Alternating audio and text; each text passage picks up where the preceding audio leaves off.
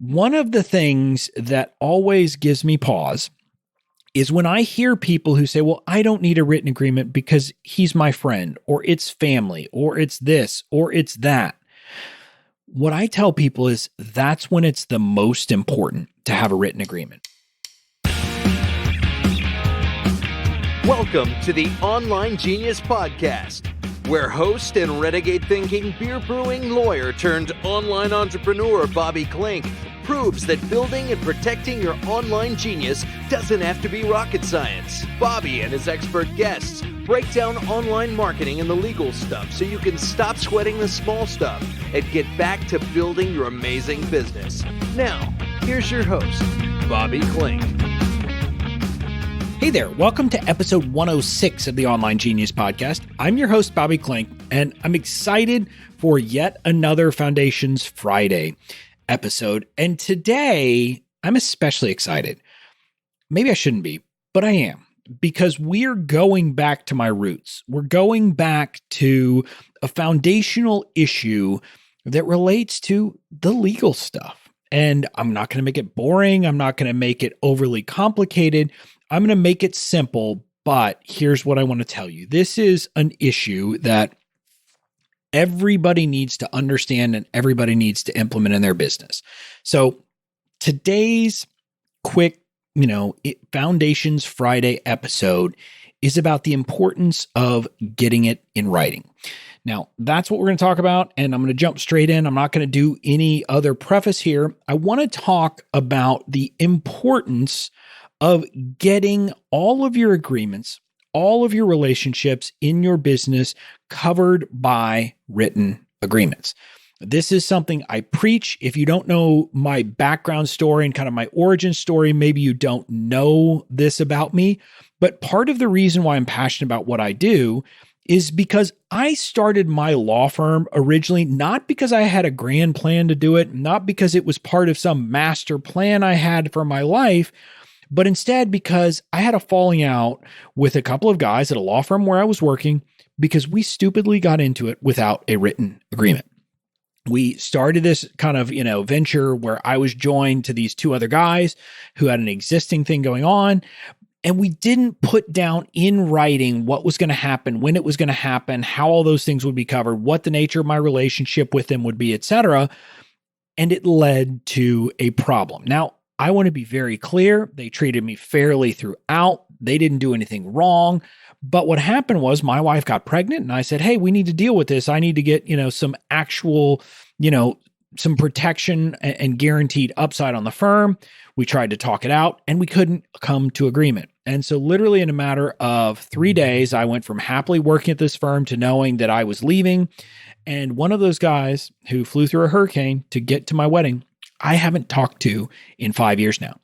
That's the kind of thing that happens when you don't get agreements in writing. But in our world, our online entrepreneurship world, other things happen. If you have an online course and you don't have a written agreement, you might end up issuing a bunch of refunds because people ask for a refund and you didn't have any kind of agreement with them. And you say, well, there's no refunds. And they say, well, how do we know that? There's nothing in here that says no refunds. And then you end up having to fight about it. And so that's the kind of thing, those kinds of problems happen all the time. And so I like to tell people there's a very simple rule for what agreements need to be in writing. Every agreement and every relationship that's important to your business needs to be in writing. It's really that simple. And the way I lay it out for people is this. If it would hurt if the person on the other side reneged on the deal and didn't live up to their side of the bargain, if that's a fact and it would actually hurt your business in some way, shape, or form, then you need to have a written agreement, because a written agreement is how you will guarantee that doesn't happen, that you're able to get the protection you want, that you're able to ensure that things are taken care of. And so that's what the real beauty of this is. That's what you are trying to do. That's why you need to get these, or that's when you need to get things in writing. And I want to address a couple of kind of, bugaboos that I hear, things that people say about written agreements that I've just got to address. One of the things that always gives me pause is when I hear people who say, well, I don't need a written agreement because he's my friend, or it's family, or it's this, or it's that. What I tell people is that's when it's the most important to have a written agreement. When you're doing a deal, have a relationship with anyone who's a member of your family or an existing friend or something like that, think about it. If you go without a written agreement there and there's a problem, what can end up happening is it doesn't just become a financial problem. It becomes a personal problem. It becomes a relationship problem. And that's what you don't want to, find yourself doing. And so I want to encourage you, especially if you're doing a deal with friends, with colleagues, with people that you trust, get it in writing and get it in writing every time. And the advantages here are, look, if you do a written agreement at the outset, they're really not hard because most people don't have a problem agreeing to things at the outset. The problem comes up when you wait, when you say, oh, we can deal with that later. That's when problems come up because guess what? Your memories fade. You don't remember what you agreed to. And I'm just going to tell you this about human beings. Our memories tend to default to saying that we're the good guy and other people are the bad guy. And what that means is that we ultimately say, oh, this agreement, you'll tend to remember that the agreement favored you more than it actually did.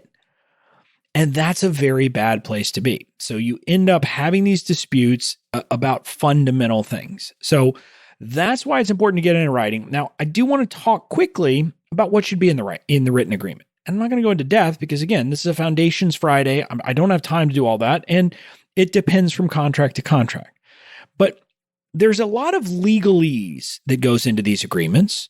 And that's the stuff that we lawyers have crafted over time. And there's this ongoing battle between essentially the people who write contracts and the lawyers who sue people on contracts. And, lawyers who write contracts, the lawyers who sue find a loophole and sue. So the lawyers who write contracts close it in the next version, and it just kind of iterates. And that's how you get these big, ugly legalese clauses that nobody wants to read. Even me, I don't want to read that stuff. But it's over the test of time, things are added to protect it. And so when you see those big, ugly things in a contract, that's what it's about. Understand that's what it's about. That stuff has been battle tested. So for the most part, you want to include that stuff and leave it in. I'll just leave that as a proviso. But here's the important point I want you to understand. The most important thing to have in an agreement is very simple. What are the core things you are agreeing to? And again, I know it seems simple, but if you'll just worst case, just write things out in simple English of what the agreement is. You have two parties to an agreement. What is party one agreeing to do and what is party two agreeing to do? It's really that simple. And often it's, one party is going to provide some kind of service, some kind of product, some kind of something, and you're going to lay out what that is in depth, describe it very specifically so there's no question about whether they lived up to their side of the bargain. And then the other side's going to pay for it. And maybe they pay all at once. Maybe they pay in terms. Maybe they pay over time. But the point is you're going to have those central agreements and just write all of that out and make it very explicit and very clear. And the point here is to make it clear. That's what I want to stress because you want it to be so that it's very obvious what the answer is if a dispute comes up later. Because that keeps lawyers like me out of your business. And you do not want us getting involved in your world. We make things ugly. We make things expensive. We make things hard. Now, I know I'm lovable and I just am someone you'd want to hang out with. But I'm telling you, most lawyers, you don't. So don't do it. Make it explicit. And so if you'll do that, things will be better and you'll be in much better shape than if you don't have something explicit. So that's kind of the general rule for what it is. Now, if you're sitting here saying, well, this is all great, Bobby, but I would rather actually have, a very, something more like a checklist of what I need to do, not just this rule of get all your agreements in writing. I've actually created a legal assessment tool that will help you get that information. It is Think of it like kind of like a quiz on steroids. You answer somewhere between 25 and 30 questions. It depends on what your answers are to some. Sometimes if you answer yes, it means you're going to have to answer more. And if you answer no, you're not going to have to answer anymore, or vice versa. But if you answer that, what happens is the system creates a report that is customized for you based upon your specific answers for what you need to do to get your legal protection in place. And it's mainly about the written agreements. There's some discussion about some things before about creating a business and some trademarking issues, but it's mainly a way to assess exactly which written agreements you need to get in place to protect your business. So if you want to take that, you can go over, it's absolutely free. Head over to bobbyklink.com/legal assessment. Again, bobbyklink.com/legal assessment. There's a video with my pretty mug. You don't have to watch that if you want to, but you can if you want to. And then you just, enter your information, and then you'll be off to the races, ready to go ahead and take your assessment.